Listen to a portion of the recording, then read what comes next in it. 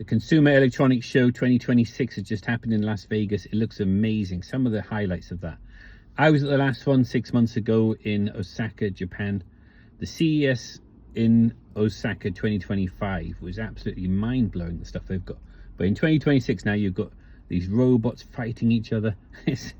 The advancement of technology is amazing. And I think that the advancement of technology is very, very bullish for silver and copper. The more advanced and the more technological the human race gets, the more silver and copper is needed. This is a fact. And I think there is a massive effort to hide this fact.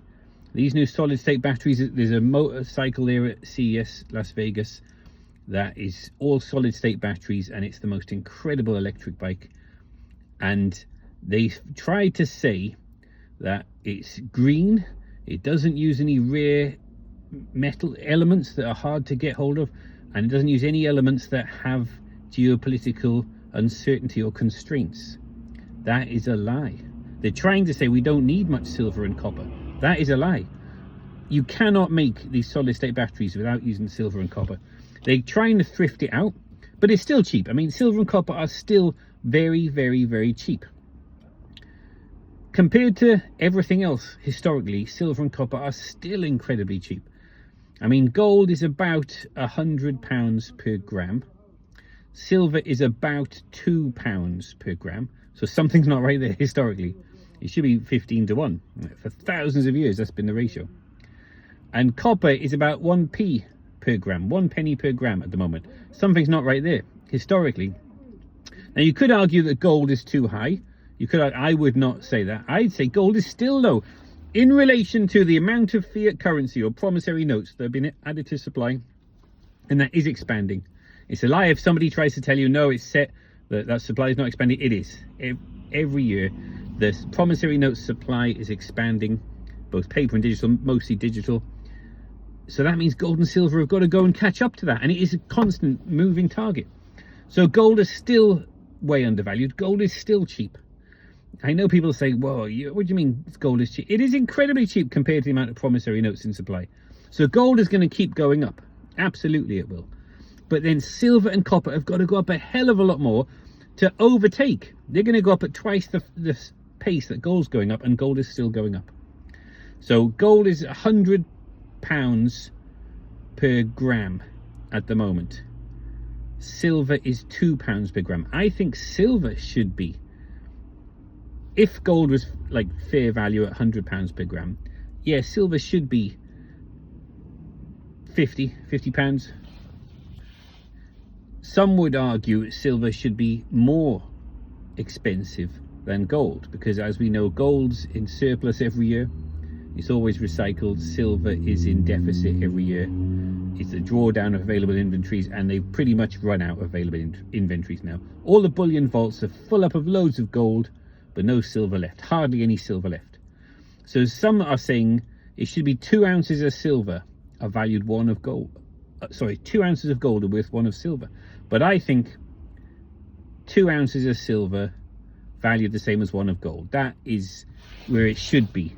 It's roughly about that. You know, that would be nearer to true value based on supply demand fundamentals.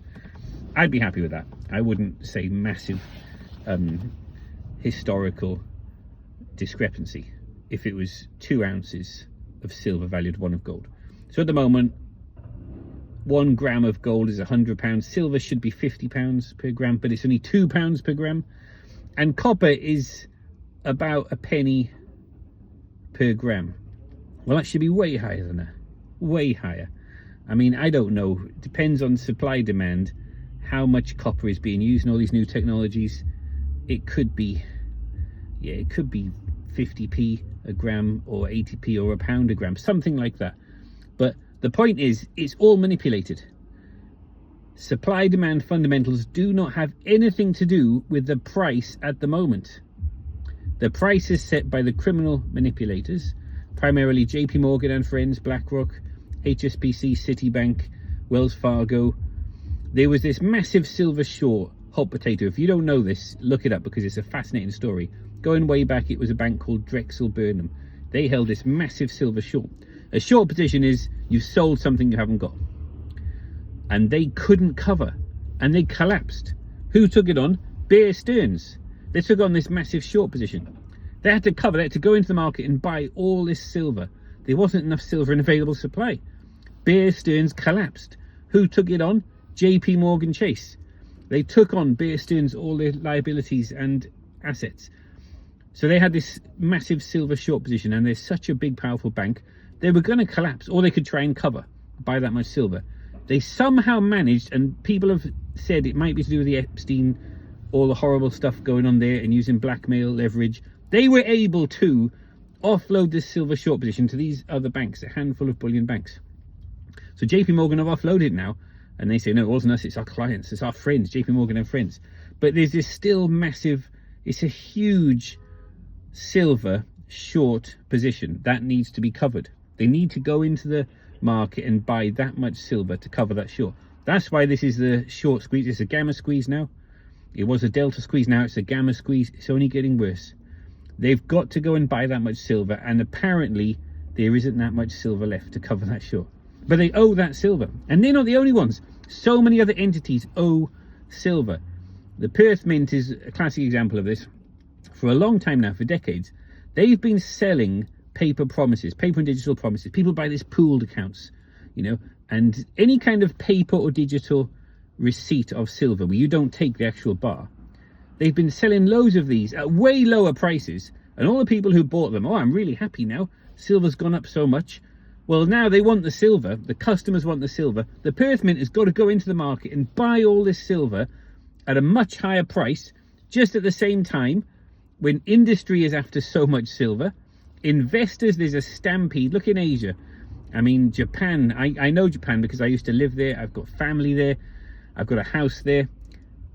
The massive demand for silver. The supply can't keep up with it, and the price is just going up and up and up, way above what the Americans say the price is. That's a laugh. That's a joke, that is. The price in Japan is like $110 per ounce now. The Americans say it's only like $78. Well, it's way higher in the East. Demand is going crazy. So you've got all these things converging. It's a perfect storm, converging on a perfect storm. You've got retail demand. People want real physical silver. It's a silver mania. There's a silver mania going on. You've got industrial demand breaking all records. The world's never seen anything like it. Solid state batteries, solar panels, need I go on? You know, CPUs, chips, electrical connections. Massive demand for silver and copper because the technological progress. You can see that in CES 2026. Then you've got this short position. This is a short squeeze. This is the mother of all short squeezes. I mean, GameStop was a fun little short squeeze compared to this. It used to be a delta squeeze, now it's a gamma squeeze, and it's only getting worse.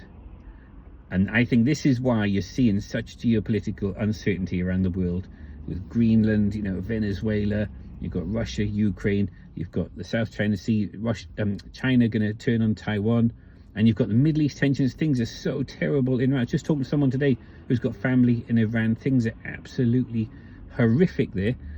They're petrol bombing the police, and the police are opening fire and shooting civilians. It's horrific.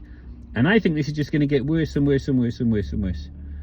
And that's why I think the safest thing you can do is to take real silver, bullion, bars and coins out of available supply. We want to drain the free float. It's pretty much drained, but we want to drain the last little bit until all the silver is in the hands of the people. And take silver and copper out of available supply. Stop the cunning men trashing it away, treating it so cheap. The manipulation has to end. The way they treat silver is like cheap plastic, you know. This is a very precious, very limited resource, and they treat it like it's just cheap plastic. Oh, there's loads of silver, just trash it away. Really cheap products. No, it is not. That has to come to an end. What you can do is keep taking silver and copper out of available supply.